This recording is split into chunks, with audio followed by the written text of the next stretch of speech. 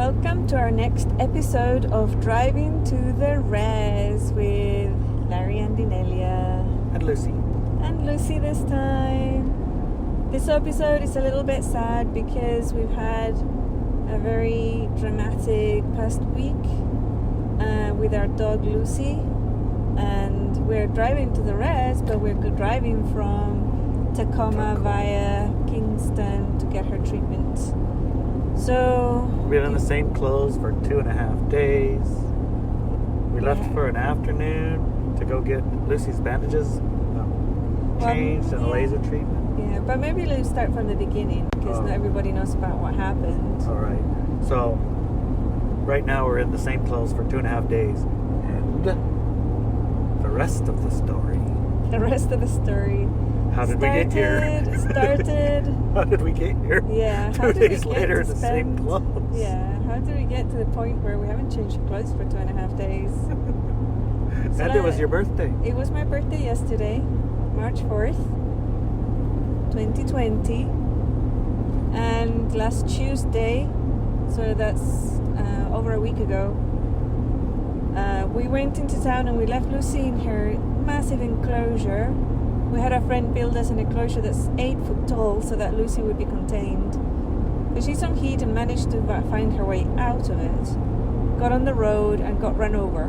By 2 grandmas on the way to the doctor's.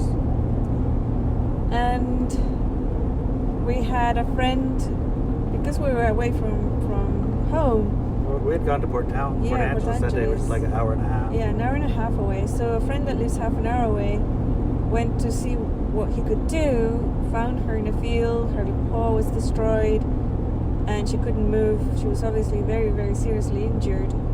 Put her in the back of his car. I don't know how he did it, like Superman strength. She weighs about 100 pounds. Well, 90 pounds. That's about 100 pounds. That's about 100. And let us use his car. We went all the way to Port Angeles, to the hospital there. They gave us a really bad prognosis for her. They didn't even know she had internal injuries even. Well, they did x-rays. They did x-rays, but they can never tell from the organs, if it's an organ's damaged. Oh, yeah.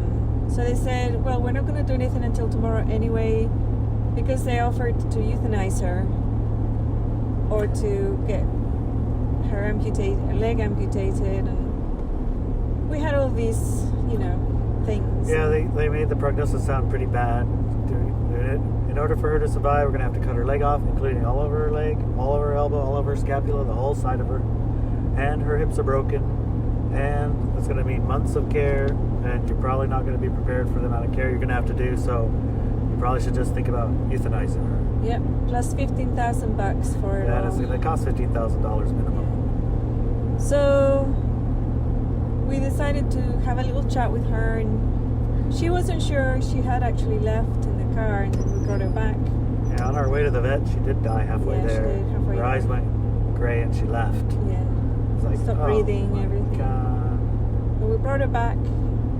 She came back willingly, and we decided to tell her. We had a conversation and said, listen, Lucy, if you want to leave, we're going to leave you tonight at the vet. Take this opportunity to go if that's what you want. And right. If you want to stay, we'll see you tomorrow. What do you want to do? And she just felt to me like she said, I just want you to be happy. Yeah, because she wasn't attached to her body at all, apparently. No, animals are not attached to their bodies. Quite honestly, they just manifest again in a different body and very quickly, right? But we are attached to her body. We are very much attached to her. And so we let her make that decision. The next day she was still alive. And so the doctor went ahead. Well, during the night when we were driving home. Yeah, it was an interesting thing on the way home. Right? On the way home, I said, there's something really wrong. I don't think it's right that her entire leg has to be amputated when it's just the paw that's crushed. And I texted a friend and said, can you research what alternatives we have? And she wrote back with some links about prosthetics as being a good option. There was pros and cons around it, but when I read the pros and cons, I felt that the pros were way higher because she's a very big dog. She's a giant breed, and having just one leg to hold 60% of her weight in front is going to eventually start damaging that healthy leg. And if she has a prosthetic, then she can balance her weight just like if she had all of her leg. So we thought, okay, we're going to talk to the vet tomorrow if she's still alive, and we're going to go the prosthetic way. Because the other part of the research was that it's not 1950 anymore, and they don't cut a person's leg completely off just because it's got a damaged paw. You know, technology has changed. It's 2020, Yeah. and animal prosthetics are just beginning to catch up because it's the right thing to do. Right. So, So in the morning we called the vet and told her we were going to try to save Lucy's leg and her paw as much as we could, that we wanted to do a prosthetic route, and we weren't interested in having her whole leg chopped off. And the funny thing about that was, she all of a sudden was, oh, very good, I'm so happy to hear that. I have researched some places that can rehabilitate her and where you get a prosthetic and all the things that need to get done. And absolutely, we'll take care of that. We'll do our surgery this afternoon. She's in good shape today, and I'm very excited. And it was like a shock to us, because when we went to bed, you know, they were pretty down and dismal, and they definitely didn't want to do a prosthetic thing. They didn't even mention it. Cutting the whole leg off, period. Yeah, it wasn't even mentioned. And the next day she said she had actually gone home because something didn't feel right. And she started researching, and she had found the prosthetic information, and she was going to try and talk us into it the next day. She was going to talk us into it. She was so relieved herself. She said, oh, I was so relieved. I was going to talk you guys into it. Yeah, we were relieved because I thought I had to, educate a vet, and, And we're only just learning, so... Yeah, we're just learning. I mean, this obviously has never happened to us before. So that was good. That was a good sign. She amputated the paw, saved her leg. She also has a broken hip and pelvis. And we took her home. We were, with the financial part, we were kind of overwhelmed looking for what credit cards to put it on. And Daniela, my daughter, she started a GoFundMe page for Lucy. And the response has been absolutely amazing. And if you can, just go to my website, go to my Facebook page if you have that link. So we'll also link it here on the podcast. Please send anything you can, because this treatment is very, very expensive for her. And we're training vets. And for training vets, because we've already changed the minds of 3 vets who thought that cutting the limb off was it. The only solution. The only solution. And now they're seeing all sorts of different treatments. And one vet in particular who doesn't need to be educated at all, on the contrary. She's on the cutting edge of animal care. And she's actually doing stem cell treatment. So Lucy's on Lucy right now. And but anyways, she got her operation, and her wound started smelling really bad. We were pretty worried about that. They wanted us to come back on a few days, like 3 days or 4 days, and have her bandage changed. Because she was getting an infection. Yeah, Lucy was getting crabbier and crabbier, and more lethargic and more lethargic. It didn't seem like she was actually improving to me.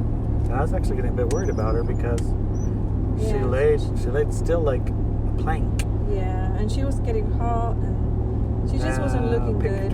When I pick her up, she'd start crying. Take her outside, she'd just stand there. Couldn't get her to go to the bathroom unless you picked her up. It just was really much. It reminded me. It's okay. We'll just go to the Safeway. Okay. It reminded me very much of my first few days with a brand new newborn baby. The very first newborn baby, where you're up all night, up all day, every 15 minutes, checking on something. Your ears are wide alert. It was just quite exhausting, really. So when we got her to the vet, they took off the bandage, and what was inside? A massive infection. A massive infection. Yeah. And the vet just wrapped it up again, sent us home. But then she had sent all the details to the person who was going to do all the rehabilitation and prosthetic treatment. Yeah, Dr. Finn. Dr. Finn in Kingston. And she called us right away, said, you have to bring her over. We're going to treat this infection with laser because something's really wrong here. So we did. We took her right away. And when we got there, it was so bad that she actually sent us on. After treatment, she sent us on to Tacoma, to the hospital, because she said, this has to be reopened and cleaned out. This is really bad. Yeah, it can't stay like it is. It can't stay She cut like open this. the stitches. She did her treatment and did the best she could. Booked us for immediate emergency surgery that night. Yeah. Drive to Tacoma. It's already like 7 o'clock at night. That was 2.5 days ago. 2.5 days ago. So we drove straight to Tacoma. And we got to the hospital, and the hospital we were at has 38 vets. Yeah. Oh my gosh. So, talk about overwhelm. Yeah. Because each one of those 38 vets has a different idea of what's going on. Yeah, different opinions. And the waiting time in the vet was 6.5 hours for emergencies. Although we didn't have to wait 6.5 hours. We got Lucy right in.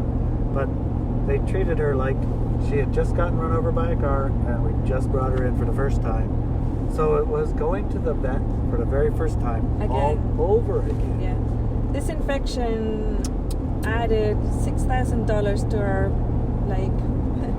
it was the bills. It was $6,500 for the first vet, and 3 days later, $6,000 more at the second vet. It's like all over again.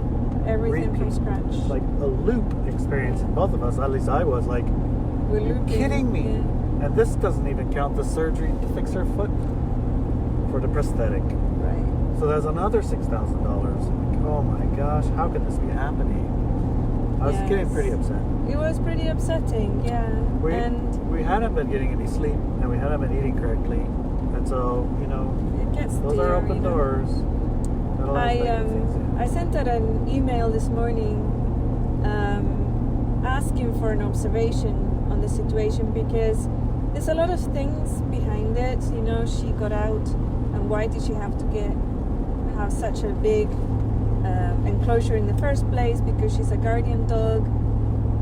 They're aggressive, and she's also a rescue dog. We're her third owners. Her breeder got her back twice before us because she was having issues, and we're thinking that the first owner must have done something really bad because she came back and she wasn't the same. Because we met her as a tiny puppy, and she was delightful. She was the sweetest little thing. Yeah, we had to pick between her and Luna. And we picked Luna at the time, but we held Lucy quite a long time. We did, yeah, we did. It was a close call between the two of them. And so it was, she was carrying energies that are not healthy. Yeah, she growled at me when I picked her up. She growled at me, and she didn't want nothing to do with me, and I put her in the back of the truck. Right. She was particularly with men. She was very, very hard. She finds it extremely distressing to be around men. So that's what we think something happened with her first owner's husband. So anyways, with me she's always been a sweetheart. But she's quite aggressive, and she's a guard dog, so if you come to the house, she's going to bark at you, and it's going to be scary. Right? And, as she was in so much distress, she was biting up our friends and stuff. Not biting, but snapping though. Snapping because don't hurt me, don't touch me, it hurts. This is when they were trying to help us move her to go pee and things like that. So it was again, very distressing. So I sent out an observation email to one of my tools that I use is called observation with a 0 instead of an O in the front, because it's basically you move out of the way and you allow the universe to observe through your eyes at something. And I volunteered Lucy because this is a situation that, she's an absolute lover to us. She's a super, super good dog to us. Because obviously Larry and her now are best buddies. She would never growl at him. Unless, there's a certain situations where she red zones with everybody. And you can see that she's been traumatized. So we try to avoid those situations with her. But we're getting making a lot of movement forward through training, and through behavioral therapy that basically teaches her like how to get out of that red zone on her own, right? So she doesn't just get there and get stuck. Right, and she's making progress. She's making really good progress. I mean, we're making progress with her, and so now we're faced with this situation, and we brought her into our lives. It's our choice, and as an animal, as a pet, her entire life depends on us, right? We are in charge of her everything that she needs, and we make all of the decisions for her. And obviously we love our dog too, so we're not gonna just give up on her. And it's like a situation where it's really, really tough on you emotionally and financially and everything. What we have found is that our friends have stepped up and they meet us at the house when we have to take her in and out of the truck. They help us take her out potty, and now we've been away from the shaman shack for 2.5 days, and they've come in, looked after the hens, looked after our cats and our other 2 dogs. And my daughter Daniela set up the GoFundMe, so lots and lots of people have been able to support us financially to get her treatment, to get her to walk again. And we've been completely supported by everyone who wants to support us. And it's been an amazing experience because we're not used to that. We're both lone wolves, and we both grew up in situations where we basically had to take care of ourselves growing up and everything. And now we're in a situation where we don't have to do it alone. We're not alone. And it's really beautiful to feel and to see. And Lucy was looking really bad, and I didn't know if she was going to make it. And I had a chat with her, and I told her what the story was. And yeah, I was upset with her for getting out and for being aggressive and everything else. And I was upset with Larry because, he brought her in when I said, no, I don't think it's a good idea. I don't think they're a good match for us, this breed. And so I just had to process my upset. And then I said, okay, so I just have to accept the fact that I love her, and she's my dog. And she's gonna, instead of being a working dog looking after chickens and protecting everybody from coyotes and bears, she's gonna be home inside with me and writing books. I'm gonna have to get treatment because I'm allergic to her. She was gonna be an outdoor dog, so it didn't matter. I'm gonna get some sort of holistic treatment towards the allergies so that she can be with me. And she's the way she is. I can control her, I can get her out of the red zone, I can stop her from being aggressive, but also make her feel safe. Because basically most of the time that she's aggressive is because she's afraid. So I make her feel safe, and then she's fine. Most of the time, all I have to do when she starts going red zone is I say, Lucy, I got it. You don't have to be afraid, I've got it. And she comes right down and she's all relaxed, So one of those things. This one, a lot of the energy is to look at. But yeah, we're driving to the rest with our Lucy in the back. Today with Dr. Finn, she did cleansed her, changed her bandages. Wait. Can you finish the part about the observation with the O? Oh yeah, the observation. So before, and why you brought that about? Yeah, I brought the observation around because of those situations, right? We are all being faced at this time in space on the planet with choices about the negative cycles that our friends, our relatives, and our pets have been bred into or carry with them so strongly. And we need to make decisions about what to do because we're no longer going to be working within those parameters, right? Because when you're faced with choices like these, you feel helpless to choose. You can't choose either or because both decisions are negative harsh. In some way, harsh or difficult to unnatural make. Or mean or something. They don't feel okay. You don't feel okay. I just killed my dog. She's low frequency anyway. We don't want to do that. No, and the fact that she's low frequency is not her doing. She's an animal, right? she's a dog. It's because we bred these breeds to protect us from. It's her genetic programming. It's a genetic program, right? To protect us from wolves and whatever's. Make her own mind up and make her own decisions. So. They're very independent and they decide who's the enemy, you know. So, and that's because they usually work on their own. And also her own history, right? She became part of the victim-aggressor cycle because this breed actually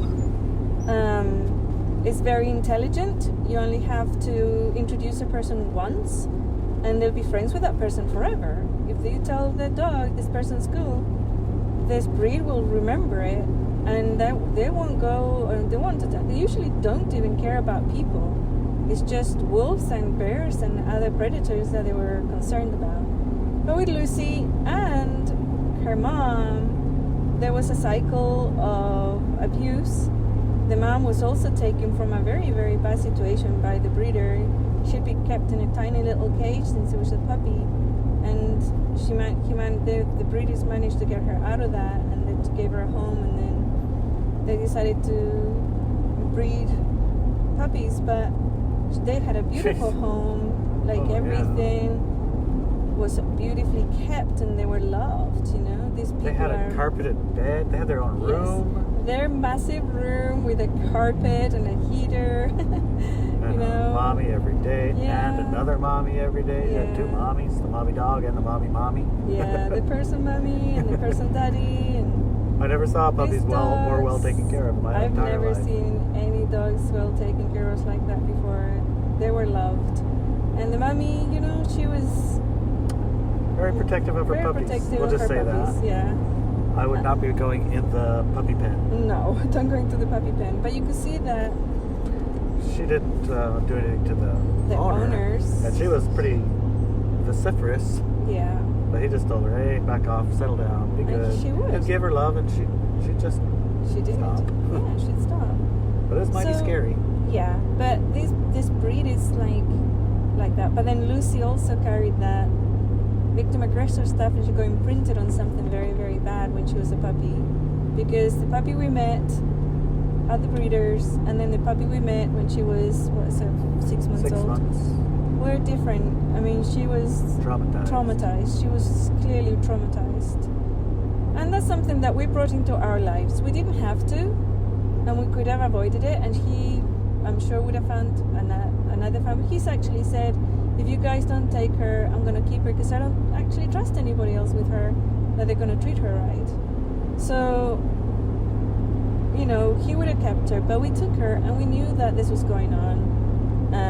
So yeah, all of us have situations like this, not just with pets, but people and stuff. What do you do? Sisters, right? brothers. As we make this decision to embody the new paradigm, we're no longer engaging in this type of dynamics, right? We're not. And there was a situation with Lucy that she's a working dog. She was bought so that she would, originally her sister as well, to look after the shaman shack so that no bears or cougars or coyotes. Missy, remember Missy got beat up by a bear? Yeah, our other dog Missy, she beat up a bear. Kicked him out of the porch. But she's a senior dog, you know, so we thought we'll get another dog to help her. And yeah, coyotes and bears and everybody's been staying away because it's more like a deterrent. It's not like you know, go attack bears. Going to attack bears and stuff. It's a deterrent. Claim the territory. Exactly. Everybody's got their territory boundary. Yeah. So now she's not going to be doing that. She's not a working dog anymore. She can't do it because she's got a missing paw and she's got a broken hip, which will repair. It's repairing already. She certainly will be able to bark. She'll be barking, right? But she don't go chasing. She can't chase, right? So she's going to be an indoor dog too, I'm pretty sure. And that observation was to look at that situation. To help bring it to resolution. Yes, because observation, my tool of observation brings things into resolution. And it's like the collective, the higher self choice of resolution, not painted or in any way affected by our intents or our desires. because we don't always know what's the best resolution, what's the best result for things. For everyone involved that we haven't even met, don't even know that showed up. Exactly. We have no idea what could be tomorrow, next week, next month, who's going to be around interacting with Lucy. The entire timeline of her existence and our existence timelines put together. How will we pick? If we knew in the end some things, we might pick a certain way or another way, but right now the only thing we can pick is what feels best to us, right? That's in this situation, you don't know what feels best. You just know what all the things feel bad. Everything feels bad. Everything feels bad. Can't pick that, can't pick that, can't pick that. So we put out that's the what the observations for, to help bring it to a resolution. And as soon as I wrote it, actually, we started observing, and then now many of you are observing the situation. And the first thing that happened was that Lucy stopped snapping at people. At the hospital, they actually took her muzzle off, and they said she's an absolute sweetheart. She won't try to bite anybody at any time, even if she's in pain when they try to move her and things. She won't do it. She just won't do it. Yeah, she didn't. And it was like, whoa, that is a big change. Already that's a big change.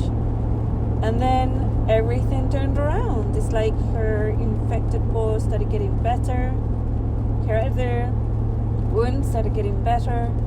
We took her to Dr. Finn for her stem cell and wound cleansing and putting on the stem cell patch. Yeah, well. And she was. It's unbelievable. She didn't even. Dr. Finn doesn't use sedatives to. No sedatives, no tranquilizers. Just a little bit of cheese and lots of cuddles and, you know.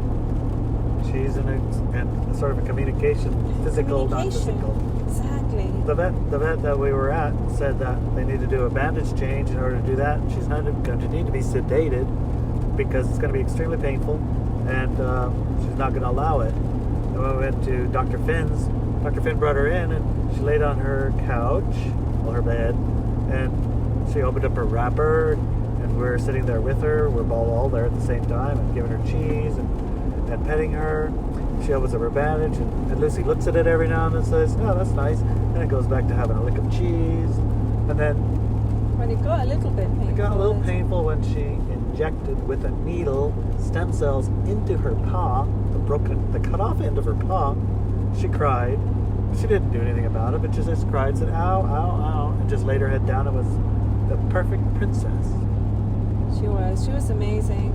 No sedation at all needed. It was amazing. It was incredible. And then, after all that was done, we took her outside, and she stands up. She doesn't cry or anything. She stood up. She stood up, went potty. And put weight on her paw that's cut off. Yeah. No problem. It's like, no problem. Sniffed the bunny rabbit, took a leak.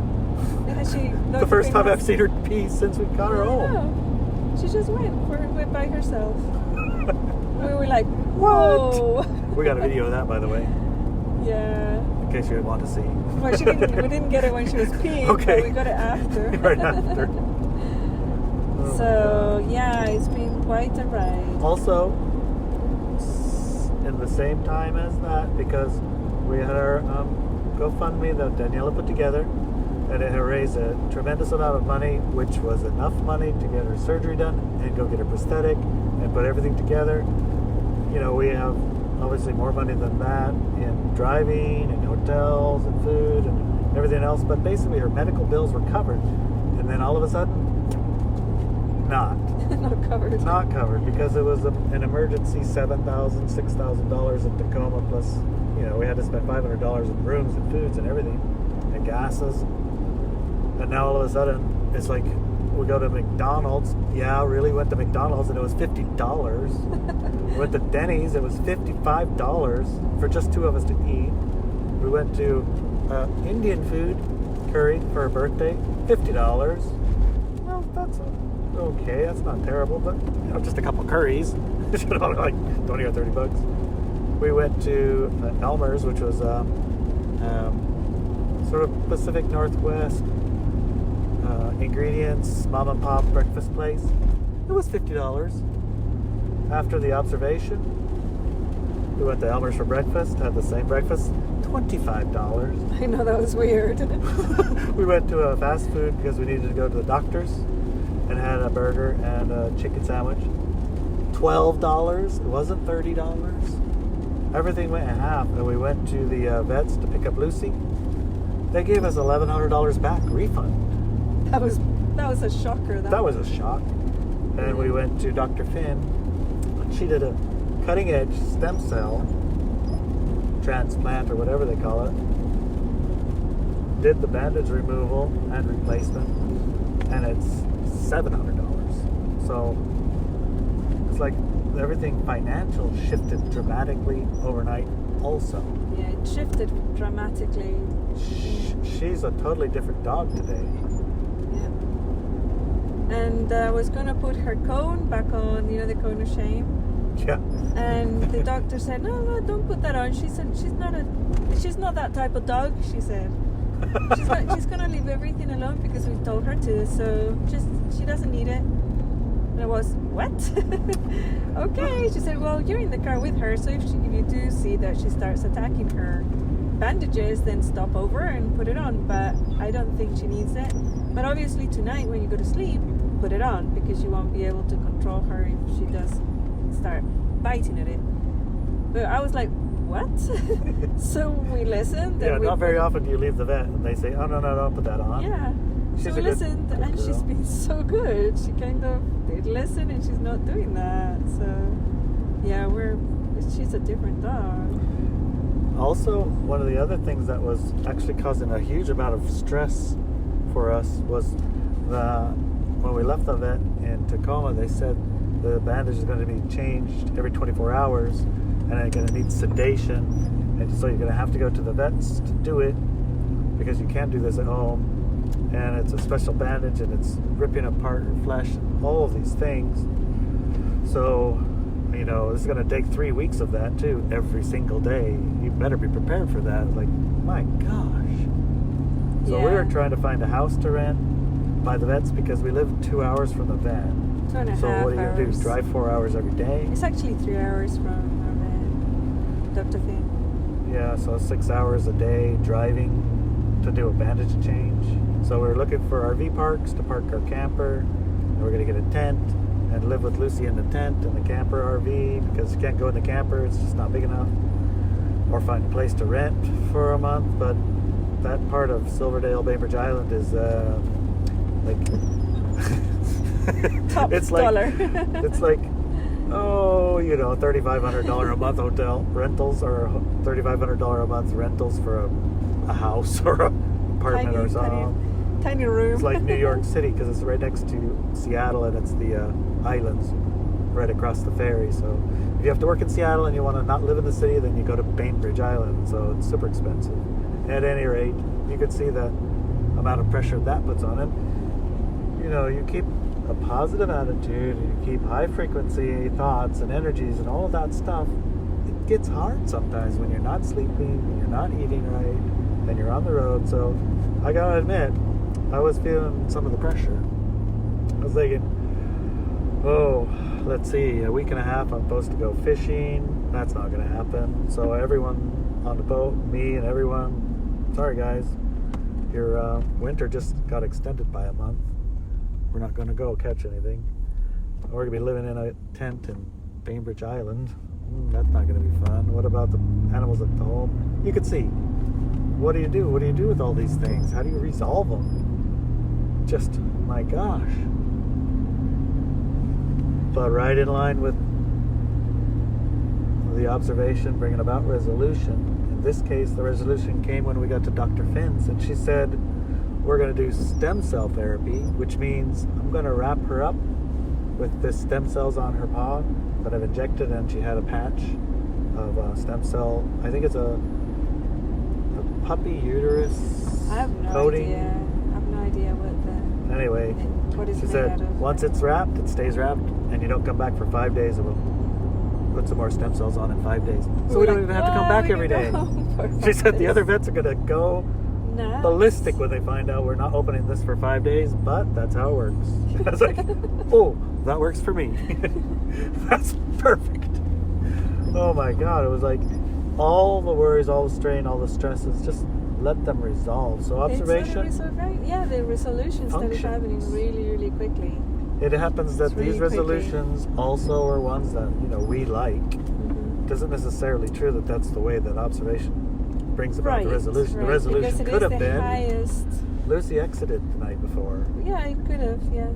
And her impact on our life down the line, and our impact on her life, and whoever was impacting or coming into our life would have been negatively impacted by her being alive and present.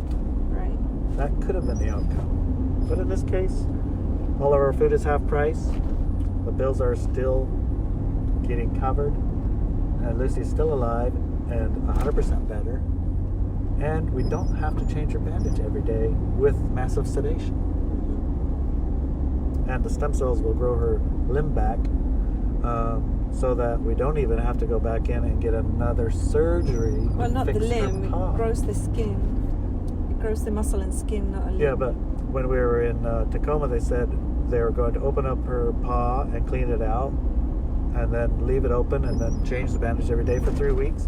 And after 3 weeks, operate again. we'd have to do another operation, another $6,000-$7,000 at another specialist to have her paw closed up for her prosthetic. Yeah. But now it turns out none of those are needed. That what actually is going to happen is the stem cells will grow a new skin on the end of it.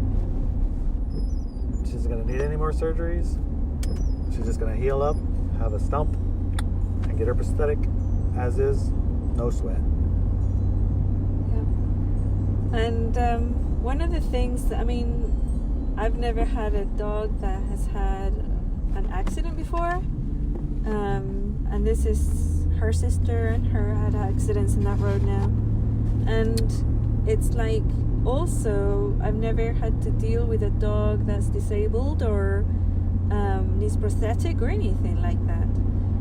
But it feels also that one of the messages that I've been working on, not just with Lucy, but with other dogs, with cats, with chickens, with pigs, is for them to, in a collective awareness, to move out of the victim-aggressor cycle, right? To move out of it, because as we're human and we've been creating this victim-aggressor experience for thousands of years now, our choice, but the animals were also helping by becoming our victims, right? So all these animal farms and things, and now it's like every time that I'm working with or talking to an animal, even when I'm having a burger, it's like I talk to that animal and say, hey, you don't have to do this anymore. You can actually have really beautiful lives.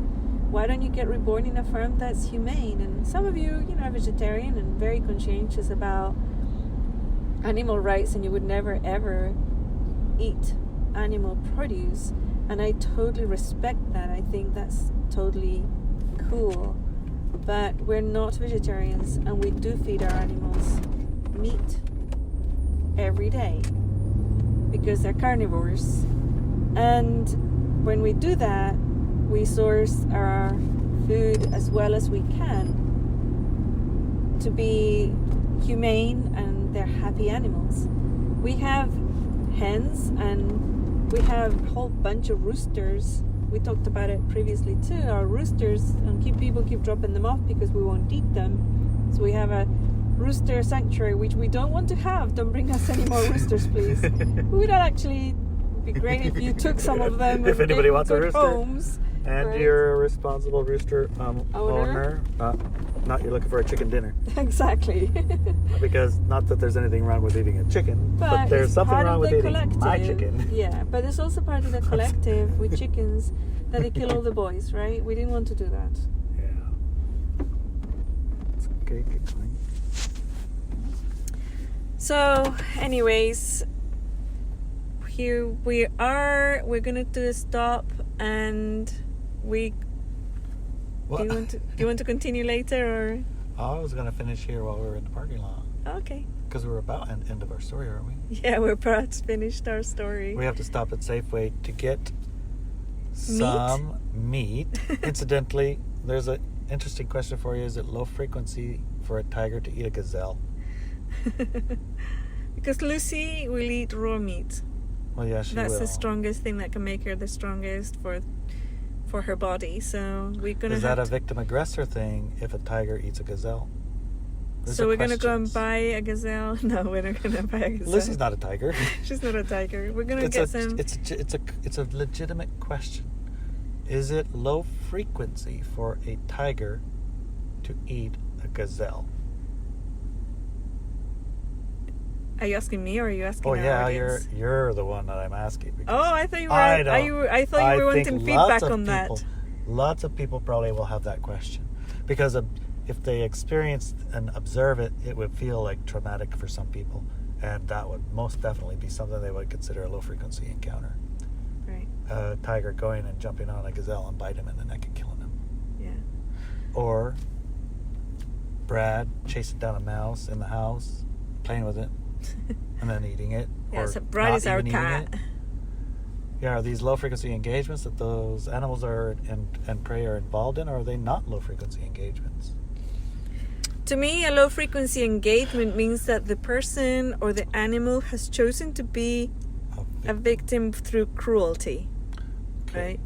And the animal doing it, the person doing it, does it to either because they don't care about the suffering of others or because they enjoy it, right? That is a low frequency engagement to it. When people and animals and whatever do things that are purposely to create suffering in another.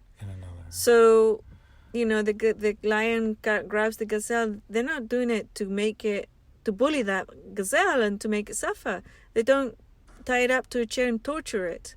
They don't rape it. They're going to have their dinner. They don't call it bad names for 20 years. They don't give them. They don't beat it up when it's a child. Right. Exactly. They're just eating. It's just a part of their biology.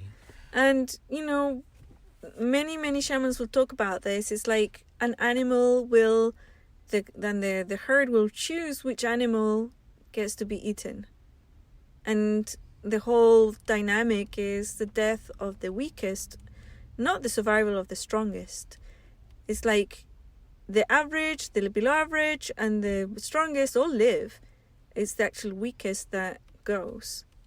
Okay?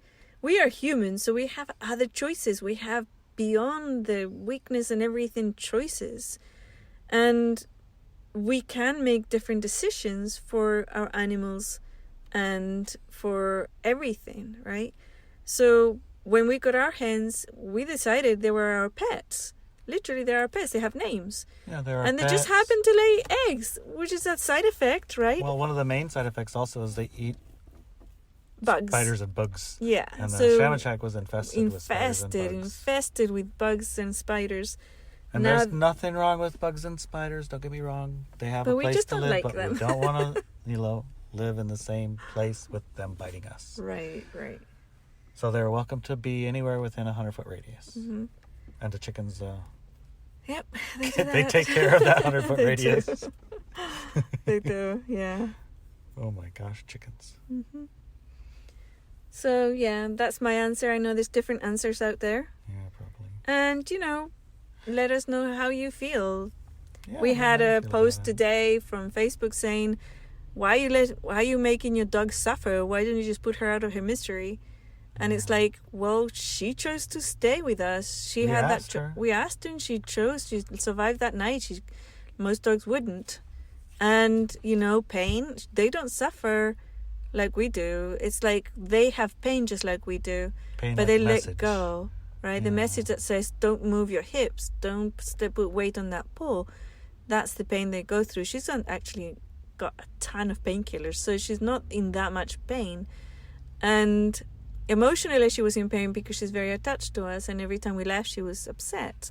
Yeah, she did feel that abandonment. Like, yes, you did say that she felt like we were mad at her, and that's why we left her. Right, because I think that might have happened before to her. She thought we were mad at her and we left her, and she gave up.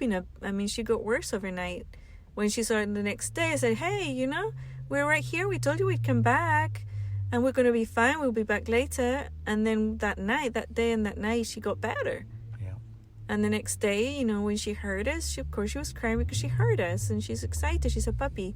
She's only a year and a half and she's not a giant breed. They're still puppies. Yeah. And, but yeah, she chose to stay, and she has every possibility. If you want to look at prosthetics for puppies, you can see tons and tons of happy puppies out there running around with their mums and dads and having happy lives, Mm-hmm.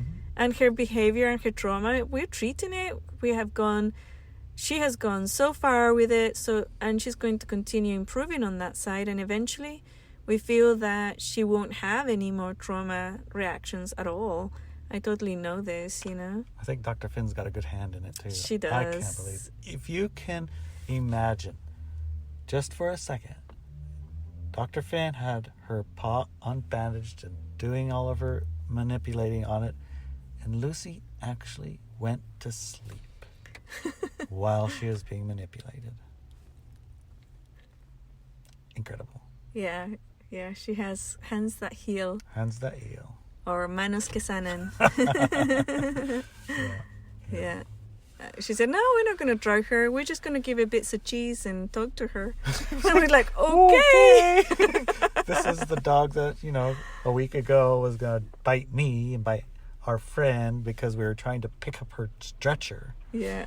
And she is in a great deal of pain. And now we're going to do what the other vet said. She needs to be sedated. And we're going to do it with cheese. She won't let you. And no muzzle, no nothing. Okay, I'm game. Let's do it. Yeah. But that doctor has amazing reactions to. She's got skills. We were putting her in the car, and Lucy got a little bit upset and went and moved her head, and the doctor moved her own head away perfectly, like a dance. And head goes by, other head, head goes back, goes forward. Exactly. It's like, whoa, like notice. A dance. It's like, wow, this doctor's amazing, right? Yeah. Because she knows he's a dog, She knows dogs. And I said, well, she doesn't really like to be... Lucy reacts really strangely because I love to pet her and hug her. And, sometimes they say, dogs, they don't like that. My other dog loves it. He comes for hugs and kisses and Romeo lots of pets. Romeo. If you hug Romeo, he'll snuggle right into you. Yeah. With her, Lucy, she's like, goes back. Her head goes back and she squishes her eyes, and then she moves towards me like she wants it, but she's like crunches her eyes together and puts her head back a little bit, and then she moves towards me. Yeah, hug me, don't hug me, hug me, don't hug me. And then I start hugging her and she melts onto the floor in total ecstasy. But it's like that. She's like that. She's just different. Yeah. The vet said... the working dogs. This type of working dog you're not even supposed to You're pet. not even supposed to pet working dogs, she said, because they're working dogs. They've been bred to be working dogs and not to be pets. So if she's uncomfortable petting, don't pet her, right? Like, okay. Oh. We probably won't listen to her about that too much. Well, Lucy's used to me hugging her and squishing her. She lets me. Yeah, she actually likes it. She comes for it, but she squishes her eyes really tight when she comes towards me for a pet or a squeeze, But she knows that she likes it in a way. She's just going... That just shows you how much breeding programming can be overcome, even by a dog, Her breed says, don't pet me, don't touch me, but she actually comes for pets, and she just squishes her face a little bit, but she comes for them. I mean, I don't go out towards her and do it. She puts her little head and her giant head against me, all squished up. Okay, I'm ready for my squeeze. So